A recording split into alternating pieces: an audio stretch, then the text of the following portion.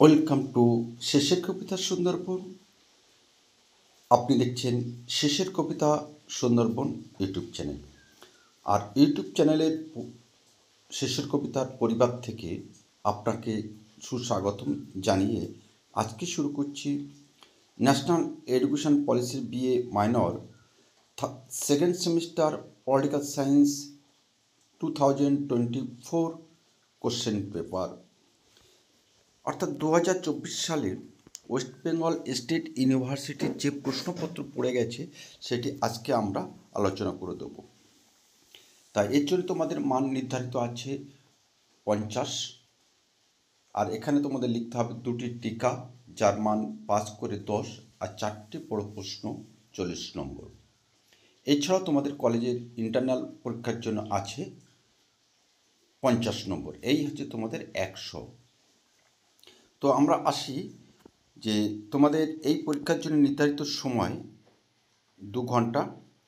আর সেই 2 ঘন্টার মধ্যে কিন্তু তোমাদের 6টা প্রশ্ন কিন্তু তোমাদের লিখতে হবে। অনেক ছাত্রছাত্রীর এমন সমস্যা হয় যারা নির্ধারিত সময়ের মধ্যে কিন্তু লিখতে পারে না। সেই কারণে আমরা প্রথমেই বলি, বাড়িতে অন্তত পক্ষে দেখে দেখে লেখা তোমরা প্র্যাকটিস করো, তাতে তোমাদের হাতে লেখা ভালো হবে এবং হাতে লেখার একটা স্পিড বা গতি তোমাদের আসবে। তো আসি 1 থেকে 2024 সালে কী প্রশ্ন পড়ে গেছে। 1 থেকে যেহেতু আমরা বলেছিলাম টিকা লিখতে হবে দুটি 5 নম্বর করে, সেখানে কমপক্ষে 100 সংখ্যার মধ্যে 100 শব্দের মধ্যে তোমাদের এই প্রশ্নপত্রের উত্তর দিতে হবে।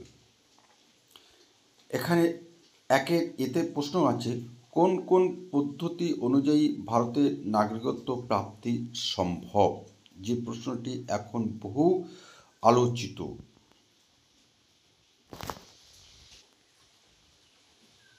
2, মৌলিক অধিকার কি নিরঙ্কুশ?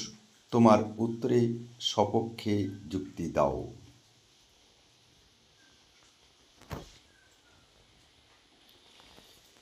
এই ইউনিট 1 থেকে দুটো প্রশ্ন যে কোনো একটি করতে হবে। ইউনিট 2তে তোমাদের প্রশ্ন আছে, রাজ্যপালের স্বেচ্ছাধীন ক্ষমতার উপর একটি সংক্ষিপ্ত টিকা লেখো।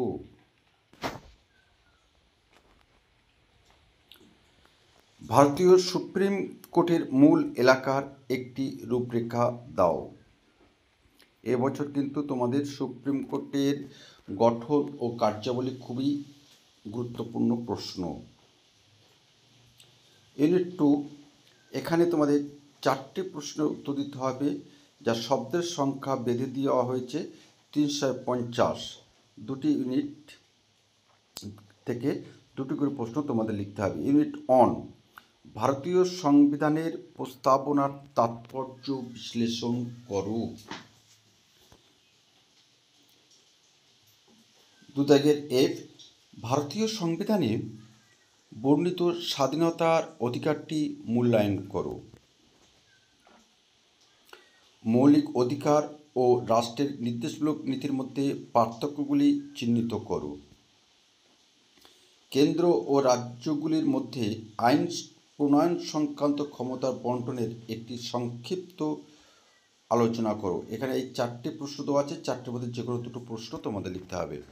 ইউনিট 2 যাওয়ার আগে তোমাদের আমরা বলে রাখি যে আমাদের শেষের কবিতা সুন্দরবন ইউটিউব চ্যানেলটি একমাত্র ছাত্রছাত্রীদের জন্যে, এবং এখানে বিভিন্ন রকম আলোচনা, সাজেশান, নোটস সব কিছু কিন্তু পাওয়া যায়, এবং যেটা তোমার শিক্ষাক্ষেত্রে খুবই ভীষণ কাজে লাগবে। একাধারে 3টি সেশন আছে।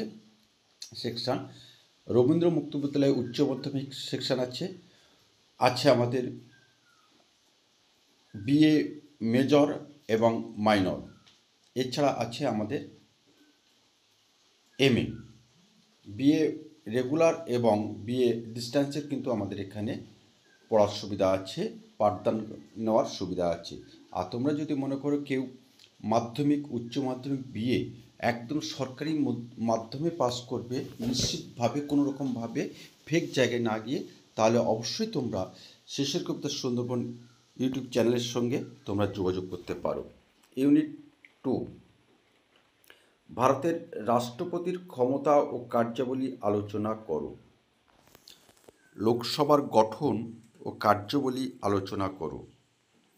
অঙ্গরাজ্যের রাজ্যপালের ক্ষমতা এবং ভূমিকা আলোচনা করো। হাইকোর্টের গঠন ও কার্যাবলী আলোচনা করো। এখানে 4টে প্রশ্ন দেওয়া আছে।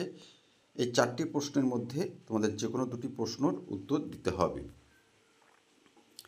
তো এই ছিল তোমাদের 2024 সালের প্রশ্নপত্র। আর কিছুদিনের মধ্যেই আমরা second semester political science minor এর সাজেশান আমরা প্রকাশ করব।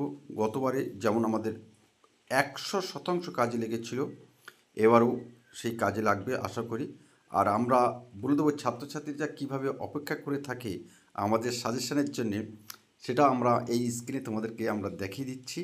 আর সর্বশেষ কথা, এই যে আমরা সাজেশানটা প্রকাশ করি, এই প্রকাশের মধ্য দিয়ে ওয়েস্ট বেঙ্গল স্টেট ইউনিভার্সিটির 17টি কলেজের ছাত্রছাত্রীরা কিন্তু ভীষণভাবে উপকৃত হয়।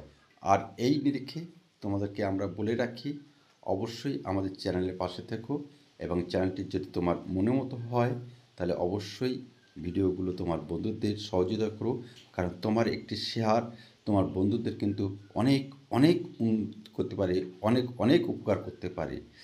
এই দিকে রেখে অবশ্যই আমাদের পাশে থেকো, কারণ এটা ছাত্রছাত্রীদের জন্য একমাত্র, এখানে কোনো এন্টারটেনমেন্টের ব্যবস্থা নেই, অনলি এডুকেশন চ্যানেল। তো আজকে আমরা রাখি, আগামী কোনো একটা সময়ে নিশ্চয়ই তোমাদের সাথে আমার আবার দেখা হবে এই প্রত্যাশা নিয়ে আজ রাখলাম। নমস্কার, সবাই ভালো থেকো, ধন্যবাদ।